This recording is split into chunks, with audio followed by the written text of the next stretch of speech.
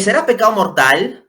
Porque ¿saben qué encierra en el fondo esa pregunta? Encierra en el fondo de que si Dante Urbina le dice, no, no es pecado mortal, entonces la persona dice, ajá, como no es pecado mortal, entonces sí lo puedo hacer, así que sí lo puedo hacer, igual no me necesito confesar, ni tengo restricción para comulgar. Eso es algo así como pensar, oye, ¿le puedo clavar unos clavos a Cristo ahí para crucificarlo en la cruz? Y yo digo, no, no puedes, eso es pecado mortal. Bueno, entonces uno dice, bueno, pero ¿puedo hacer algo venialito como picarle con unos alfilercitos en los pies? No es mortal, no es mortal, es venial, es simplemente picarle con unos alfilercitos, nada más. No lo estoy matando, simplemente le estoy picando ahí los pies. ¿Puede uno pensar tal monstruosidad?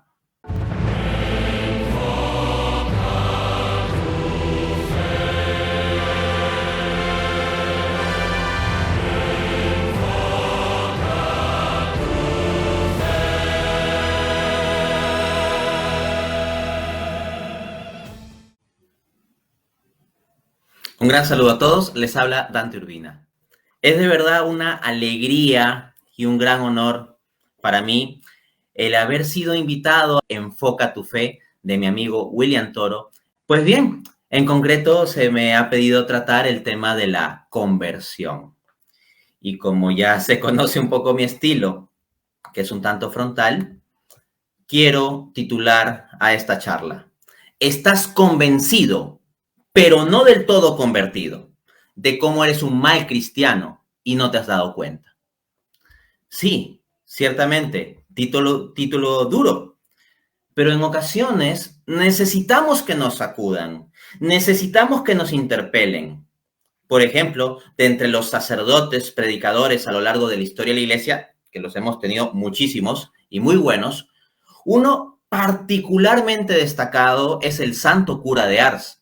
Y el santo cura de Ars es alguien que en gran parte utilizaba en sus sermones la diatriba. Esto es confrontar a las personas. Pero esto se hace por amor, porque buscamos la salvación de sus almas. Es por eso. No surge por otro motivo que no sea por el amor.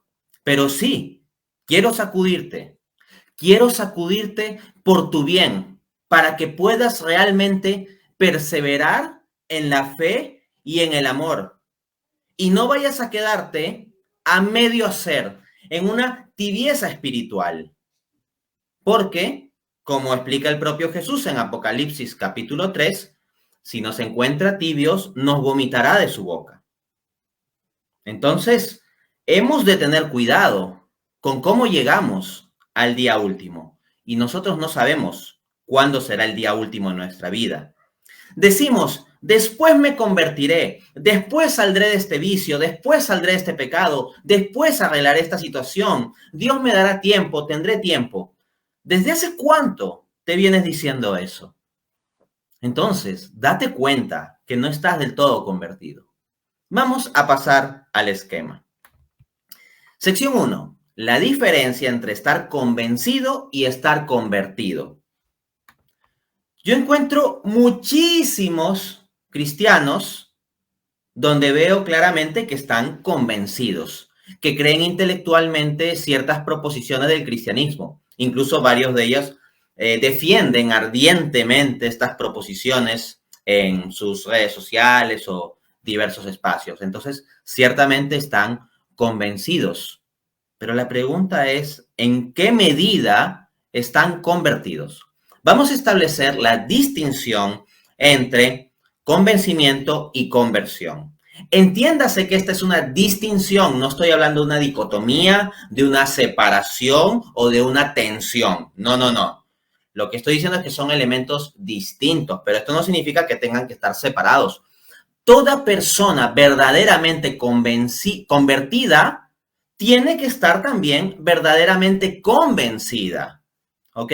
No podemos separar la vida espiritual de la conversión de la convicción intelectual sobre la verdad, sino que éstas han de ir juntas. Pero igual hay una distinción. Y creo que ya se perfila, pero vamos a precisarla. El convencimiento o convicción es una seguridad de la mente, es intelectual. En cambio, la conversión es un cambio de vida, es existencial. Repito, el convencimiento es una seguridad de la mente. En cambio, la conversión es un cambio de vida. Por tanto, si tú has tenido un cambio de las proposiciones que crees, por ejemplo, antes creías que Dios no existe, ahora crees que Dios sí existe. Antes creías que Jesús no es Dios, ahora crees que Jesús es Dios. O antes creías que la Iglesia Católica no es la Iglesia de Cristo y ahora crees que la Iglesia Católica es la Iglesia de Cristo. Hasta ahí lo que has tenido es un convencimiento y está muy bien, es necesario, pero eso no lo es todo. Lo que se requiere es un cambio de toda tu vida.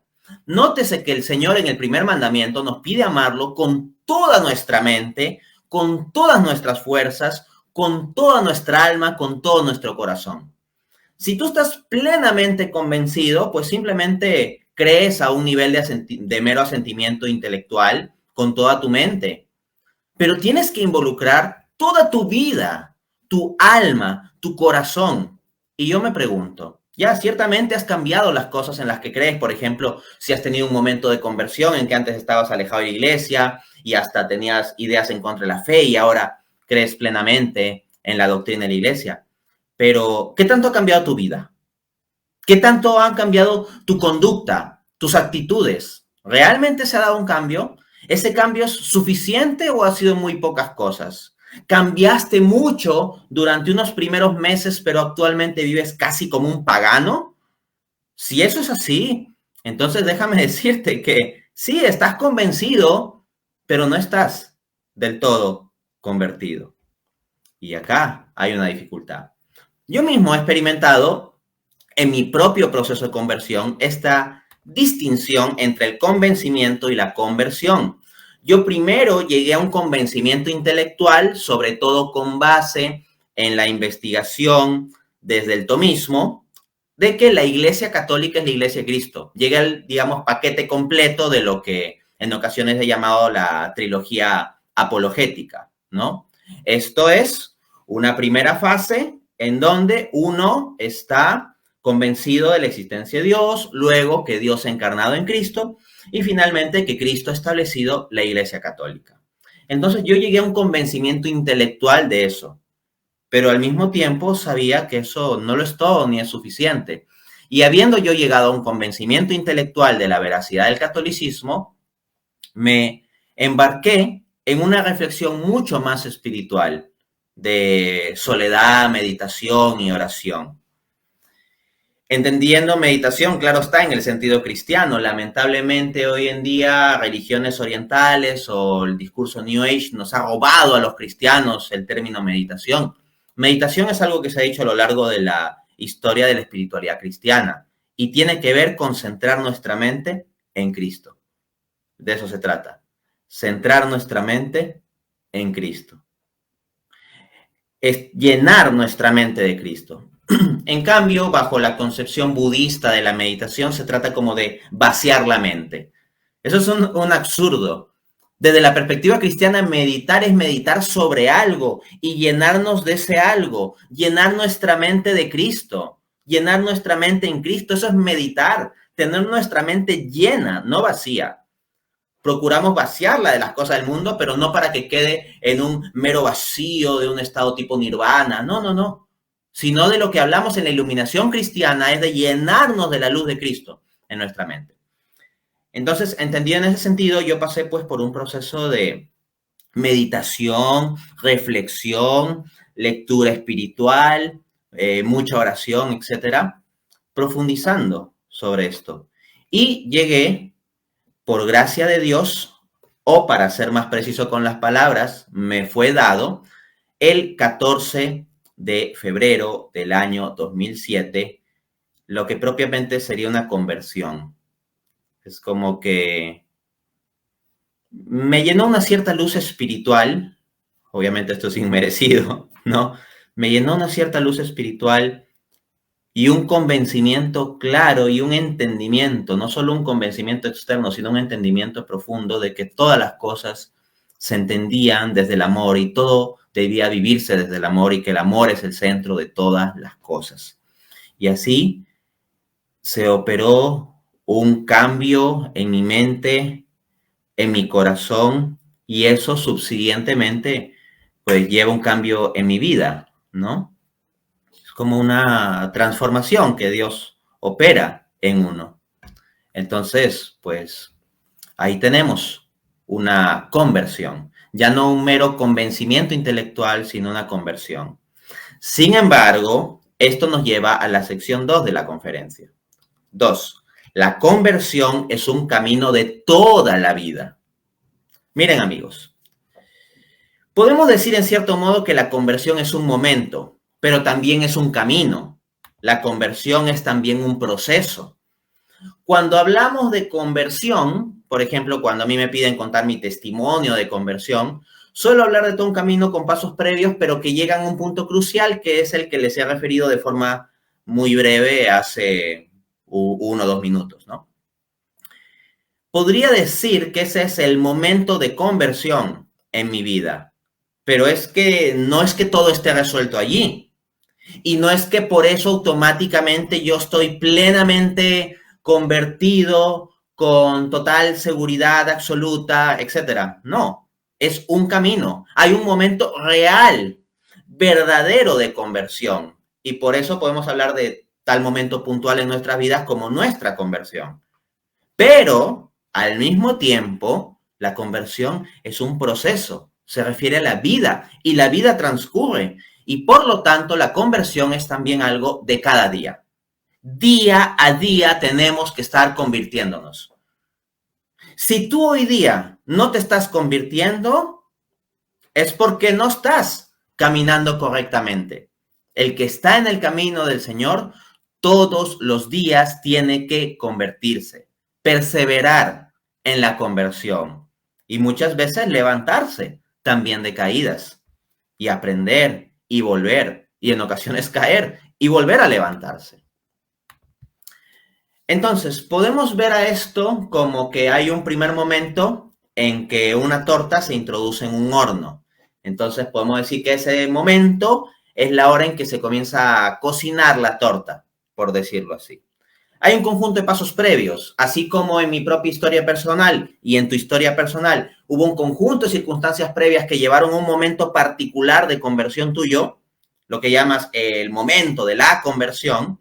Pues bien, eso sería como análogo a meter la torta con todos los ingredientes preparados, ya dispuesta, en el horno. O sea, Dios trabajó algo previo contigo, ¿no? Así como trabajó algo previo conmigo hasta llegar a un punto que llamamos el momento de conversión, ahí nos introduce en el horno. Pero eso no da la torta en el estado final. La torta tiene que estar durante un tiempo en el horno. ¿Qué pasa si, por ejemplo, ahí la masa de la torta tiene que estar durante 40 minutos en el horno y tú la sacas a los 15 minutos? Pues tienes una torta medio hacer que no sirve. Eso no sirve como torta. Se queda medio hacer. Entonces, nosotros tenemos un momento inicial, pero al mismo tiempo estamos a medio hacer. Yo estoy a medio hacer. Yo no soy perfecto. No tengo la plenitud de todas las virtudes cristianas. No he llegado aún a la estatura de Cristo. Estoy a medio hacer. Pero si no persevero y si me separo de este camino, si no persevero en estar en estado de conversión todos los días, es como sacar la torta del horno y se queda a medio hacer. Y eso es muy triste. Entonces, convéncete. Tú también estás a medio hacer. Pero por eso mismo, con la esperanza de llegar a la estatura de Cristo, con la esperanza de que en ese horno seremos plenamente cocinados para el gusto de Dios, tienes que perseverar allí, en ese horno, de esta vida en que Dios nos va transformando, nos va convirtiendo. La conversión es una gracia inicial y al mismo tiempo una gracia que se va extendiendo a lo largo de los días. Pero hemos de perseverar. Como dice Romanos 11:22, mira pues la bondad de Dios para contigo, si permaneces en esa bondad. De lo contrario, tú también serás cortado. No perdamos de vista entonces este elemento. La conversión es también un proceso. Pero tal vez alguno vendrá pensando, ¿no? Oye, Dante, pero ¿cómo tú te atreves a decir que yo no estoy del todo convertido? ¿Cómo te atreves a decir que simplemente estoy convencido, etcétera? A ver, yo no afirmo que no estés en absoluto convertido. Todos nosotros, pues, en tanto estamos en el camino cristiano, sinceramente, y hemos recibido gracia a Dios, tenemos una conversión. Pero lo que digo es que muy probablemente, no lo digo con certeza, no conozco absolutamente a cada persona que escuche este video, pero lo que sí puedo decir en general es que muy probablemente no estás del todo convertido. Vamos, encontrar a alguien que en esta vida haya llegado a la plena estatura de Cristo es una cosa particularmente difícil, por decirlo menos, ¿ok? Entonces, si tú te crees que ya has llegado, yo te mandaría a tener prudencia. Pero déjame desarrollar en la tercera sección de esta charla algunas señales de que no estás del todo convertido. En cierta medida, como estás a medio hacer, así como yo estoy a medio hacer y yo no estoy del todo convertido y estoy todavía como una masa que está en el horno, pues bien, tú también. Entonces podrás ver algunas partes de tu vida que están, por decirlo así, más o menos cocinadas mejor, y otras que están como más crudas. Quiero señalar, por lo tanto, la sección 3. Señales de que estás convencido, pero no del todo convertido. Vamos a ver 5 señales. De seguro pueden haber más, y hay más, pero yo he querido sistematizar estas 5. 1. Hasta el más mínimo viento o rumor intelectual o pseudointelectual mueve tu fe. Como apologista, yo continuamente recibo consultas de personas. Muchos me envían preguntas. Y hay muchos que se llaman a sí mismos cristianos y que han tenido un convencimiento intelectual e incluso un momento de conversión en sus vidas, pero que me vienen así como desesperados de: Dante, resuélveme esta duda de fe, que estoy dudando de la existencia de Dios por este argumento que dijo este ateo que yo vi en un video de YouTube. Y uy, es que si no lo resuelves yo ya siento que pierdo la fe, que caigo. Y resulta que el argumento en cuestión ni siquiera es que sea el gran argumento intelectual o profundo. Muchas veces son argumentos muy superficiales y débiles. Y la persona no se ha preocupado en formarse a fondo, pero ya está en zozobra. Está en zozobra sobre algo tan fundamental como la existencia de Dios. Este caso que estoy ilustrando lo he vivido millones de veces. Bueno, estoy exagerando, pero sí podría decir con cierta seguridad que lo he visto decenas de veces en el tiempo en que llevo como apologista. O sea, personas que vienen con crisis de fe sobre la existencia misma de Dios con consultas. Y que son personas que tú previamente los puedes ver publicando cosas de cristianismo, defendiendo a la iglesia y todo ello.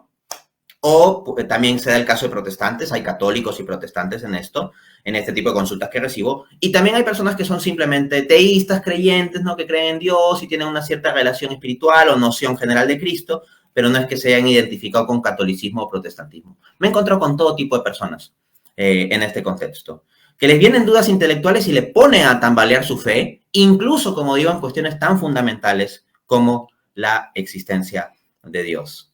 Entonces yo me pregunto, ¿realmente están convertidos? Y incluso si han tenido un primer momento de fe real, yo me pregunto, ¿están perseverando? Por supuesto que no. A ver, Hebreos capítulo 11, versículo 1 nos dice que la fe es la certeza de aquello que no vemos, ¿no? Yo tampoco veo a Dios, yo no lo veo clarito y por eso creo en Dios, ¿no? Yo no tengo una visión directa sobre Dios, pero estoy absolutamente convencido a nivel intelectual y plenamente firme en mi vida, por gracia de Dios, de que Dios existe, de que Dios es. Y yo les suelo poner a estas personas una analogía, porque cuando yo resuelvo ese tipo de consultas de estas personas que vienen con esas dudas intelectuales, me doy cuenta de que el problema no es en el fondo intelectual, porque muchas veces las objeciones o argumentos que traen son de un nivel intelectual muy bajo. Y en varias ocasiones sucede que estas personas que me consultan son personas inteligentes, ¿ah? Varios de ellos son personas inteligentes, personas con capacidad discursiva y argumentativa, pero aún así se envuelven en dudas y pueden perder la fe. ¿Por qué? Porque el problema es espiritual, porque muchas veces no han perseverado en oración o en vida espiritual. Y al no tener una relación personal consolidada con Dios en Jesucristo, pues claro, cualquier viento de doctrina, de argumento los pone a dudar. Y yo siempre les pongo esta analogía. Yo les digo, ¿saben qué? ¿Sabes qué? Yo nunca he tenido dudas de la existencia de mi madre. Puede venir un superfilósofo a darme 800 argumentos de que mi madre no existe y yo no le voy a creer, porque yo tengo una experiencia absolutamente vívida y certera, una relación personal con mi mamá. Yo sé claramente que ella existe y que me ama.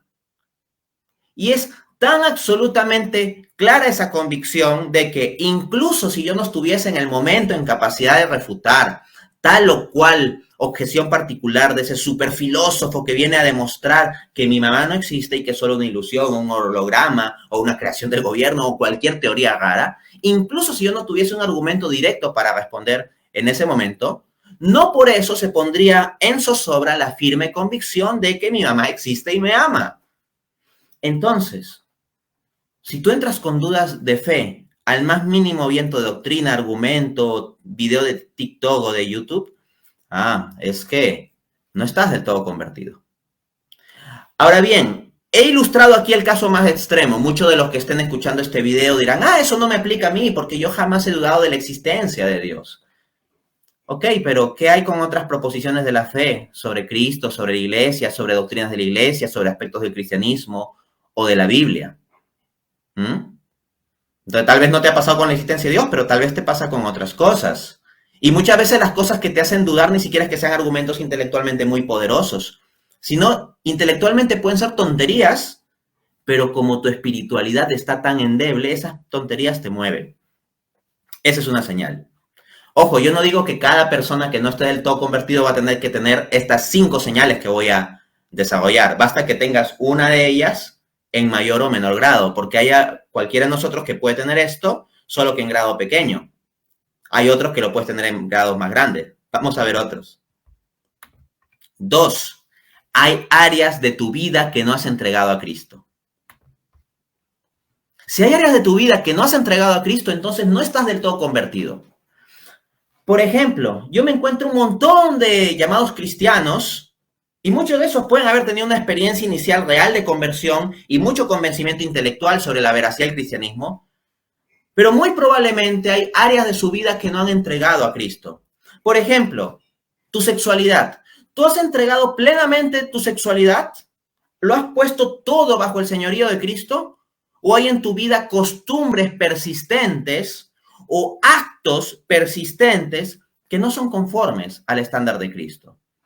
Entonces, tú puedes dar muchas caridades y defender la fe en redes sociales y tener un montón de conocimiento intelectual o dirigir un grupo de parroquia o ser el pastor de una denominación protestante, lo que quieras, ¿ok? Puedes tener cualquier posición dentro de la iglesia o de comunidades cristianas, puedes dirigir el ministerio de alabanza o qué sé yo, pero si tu sexualidad en algún aspecto no es plenamente conforme al estándar de Cristo, entonces hay un área de tu vida que no está entregada del todo a Cristo y por lo tanto no estás del todo convertido. Hay otras personas que pueden tener esa área más ordenada, pero ¿qué hay de tus finanzas? ¿El manejo de tu dinero es plenamente conforme a Cristo? Tus decisiones de ahorro, de inversión, de consumo, de ayudar o no ayudar a ciertas personas o ayudar o no ayudar en ciertas causas, ¿es conforme a Cristo? ¿El 100% de tus transacciones monetarias, de tu dinero, está sometido a Cristo? ¿O esa área de tu vida la manejas tú? Y no te has dado cuenta que el evangelio también tiene que iluminar ahí. E iluminar y meter el fuego del evangelio que queme todo lo que sea contrario al mismo. Tal vez esa área de tu vida no está del todo convertida. O el tema político. Tú tienes tus convicciones cristianas, pero luego estás apoyando y defendiendo a más no poder en redes sociales a partidos políticos o convicciones políticas o personajes políticos que no están en línea con una visión cristiana. Y a veces puedes estar poniendo y gastando más tiempo en ese proselitismo político que en hablar de la fe o tratar tu propia vida espiritual o tus responsabilidades para con tu familia. Si gastas más tiempo defendiendo a un político o a un partido, o una ideología o un movimiento que en tu vida espiritual, en Cristo o extendiendo la fe, ahí hay un desbalance. Y peor aún, si son movimientos, partidos, ideologías que tienen elementos contrarios a la fe de la iglesia. Si estás en eso, entonces esa área de tu vida, la parte política o de elección política, no la has entregado del todo a Cristo y no estás del todo convertido. ¿O qué pasa si, por ejemplo, ya tú eres muy casto y muy recto en tu doctrina y en tus elecciones políticas y en tu gestión del dinero, pero murmuras, andas criticando a todo el mundo? Eres ahí el que siempre está en el grupo de parroquia y en todas las devociones y en la espiritualidad y todo eso, y en los retiros, pero murmuras. A cada momento dices, es que ese sacerdote, bla, bla, bla, bla, bla, bla. O, mira, ese catequista, bla, bla, bla, bla, bla. O ese apologista, bla, bla, bla, bla, bla, bla. Y si todo el tiempo te la pasas murmurando, hay un problema. Ahora, este es los casos más extremos, pero piensa tú, ¿no habrá al menos algún grado en tu vida, tal vez en tu sexualidad, en tus finanzas, en tus elecciones políticas o en el manejo de tu lengua que no sea plenamente conforme a Cristo? Si esto es así, entonces no estás del todo convertido. Estarás a medio hacer, lo cual es bueno, porque lo peor sería que ni siquiera estemos en el horno. Si estás a medio hacer, si estás en el horno, aunque con imperfecciones, está bien. Pero te advierto todo esto para que perseveres en estar en el horno. No te separes de Cristo. Mantente ahí para que llegues a la plena estatura. Tercero, dudas de Dios apenas pasa algo malo en tu vida. Esa es otra muestra de que estás convencido, pero no estás convertido. O sea, basta que te vaya algo mal, basta que algo no salga como tú querías, un pequeño sufrimiento, o en ocasiones sí, puede ser también un sufrimiento grande, y ya estás dudando de la existencia de Dios, o de la bondad de Dios, o si Dios se preocupa por ti, etc. Cuando en realidad Dios existe, Dios es amor y Dios se preocupa por ti, Dios se ocupa de ti. Pero si dudas de esas cosas, porque te pasa algo malo, porque te pasa algún sufrimiento, porque tuviste alguna decepción, porque el mundo no es exactamente como tú juzgas que debería ser en cada aspecto, y pasas a cuestionar a Dios, a reclamarle a Dios, entonces no estás del todo convertido. Tendrás una convicción, puedes haber incluso tenido en el pasado un momento de conversión, pero al presente no estás del todo convertido. Ese es el punto. Y es mejor que seas consciente para que sepas que tienes que reparar eso. Muchos se fijan en cuán mal están los otros y no se fijan cuán mal están ellos mismos. Y digo esto también por mí, porque yo mismo tengo que ver todas estas palabras que voy diciendo como un espejo frente al cual evaluarme. Y yo tengo que ver entonces de cada uno de estos puntos en qué medida yo estoy plenamente conforme al estándar cristiano y en qué medida no. Y en varios puntos tengo mis fallas, tengo mis alejamientos, tengo mis caídas, tengo mis imperfecciones, tengo mis pecados. Pero prefiero decir en alto incluso las palabras que me denuncian, porque uno tiene que anunciar la verdad por amor a los demás. Y así como yo muchas veces he requerido escuchar este tipo de palabras en determinadas prédicas, quiero que las personas que, pues, por alguna extraña circunstancia estén escuchándome a mí sobre esto, puedan también tener esa oportunidad. Vamos al cuarto punto. Cuarta señal. Luchas contra el pecado mortal, pero no contra el venial. Yo estoy harto de que muchas veces me vienen consultas de índole moral y me preguntan, Dante, ¿esto es pecado? Si hago esto, me tengo que confesar. Si hago esto, podré comulgar. ¿Esto es pecado mortal, Dante? En primer lugar, pregunten a su conciencia. ¿Por qué me preguntan a mí? Y la razón por la que digo esto no es porque no quiera yo brindar ayuda, sino porque me parece, no siempre, pero que en varias ocasiones las personas, en lugar de confrontar lo que saben en su conciencia, tratan de buscar a otro simplemente como para que otro decida por nosotros. Hay que ser responsables y confrontar nuestra conciencia. Y si nos falta formar nuestra conciencia, pues formamos más. Y si necesitas consultarle a alguien, por ejemplo, a Dante Urbina o a algún otro, para formar mejor tu conciencia, está bien. Y con gusto yo recibo todas las consultas que tengan que ver con formar la conciencia para dilucidar algo. Pero a mí lo que me fastidia es cuando la cuestión termina en ¿esto es pecado o es pecado mortal? Y les pongo el estándar de Santiago 4:17. Dice, el que sabiendo hacer el bien no lo hace, comete pecado. Noten que Santiago no dice, mira, fíjense de no hacer el mal.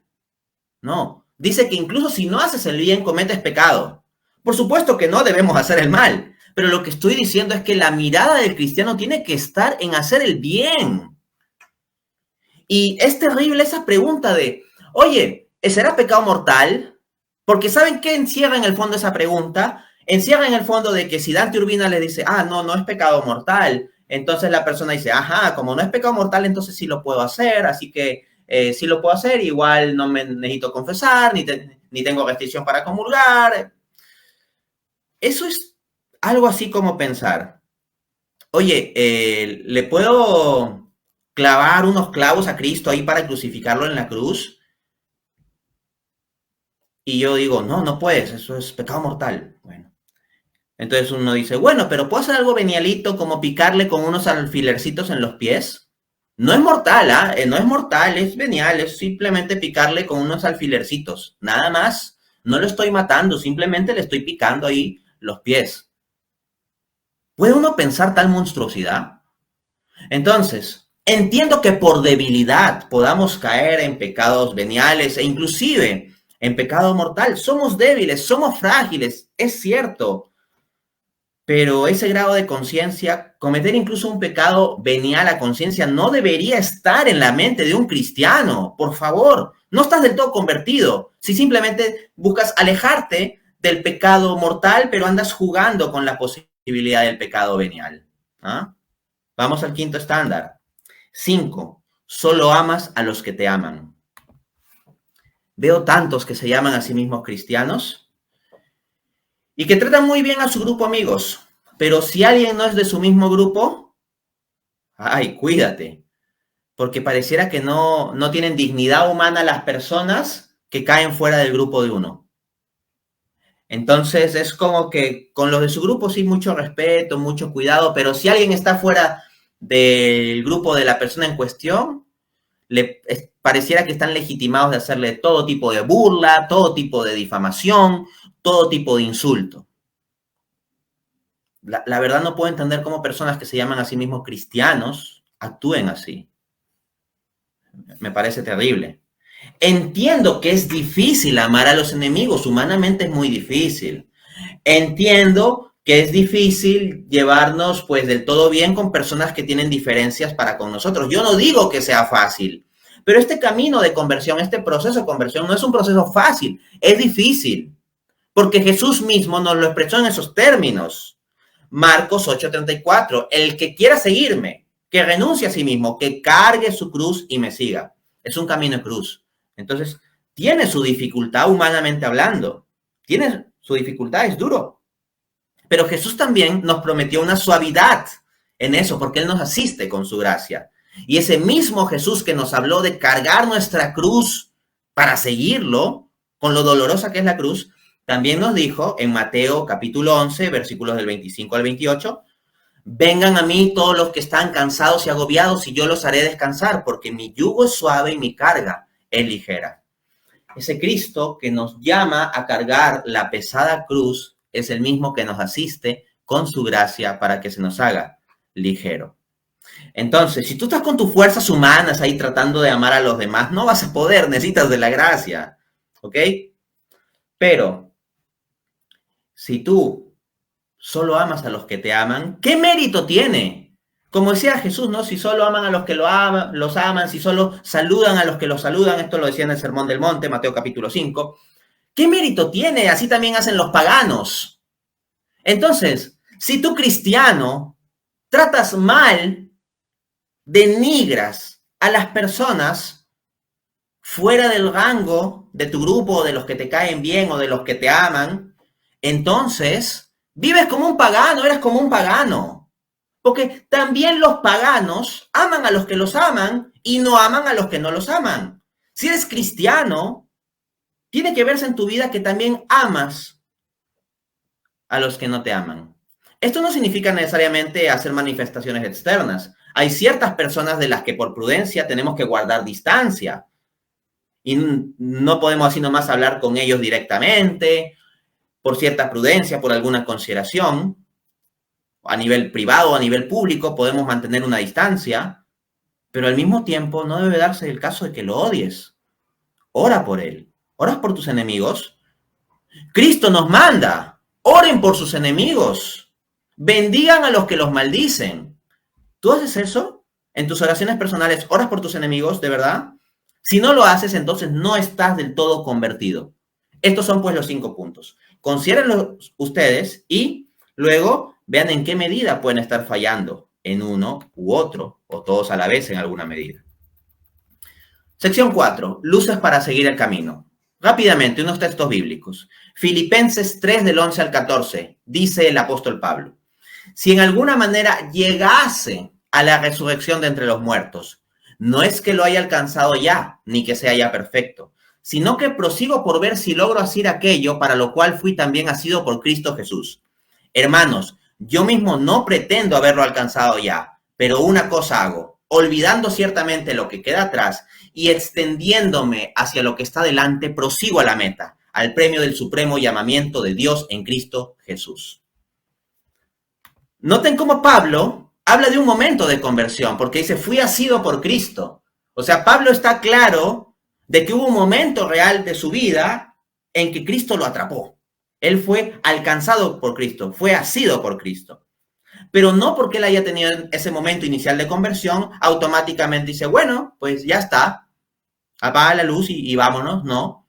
Sino que aunque él reconoce que ha sido alcanzado por Cristo, dice también, no es que lo haya alcanzado ya ni que ya sea perfecto, sino que prosigo por ver si logro hacer aquello para lo cual fui también asido por Cristo Jesús. En ese momento inicial de tu conversión, Cristo te ha alcanzado. Esa es la justificación inicial. Pero para que tú llegues a la justificación final, el día último, pues hay todo este camino, amigo mío. El propio apóstol Pablo lo reconocía así. Reconócelo también tú. 1 Corintios 11, del 24 al 27. ¿Acaso no saben que de los que corren en el estadio, todos a la verdad corren, o todos en verdad corren, pero solo uno obtiene el premio? Corred pues de tal manera que lo obtengáis.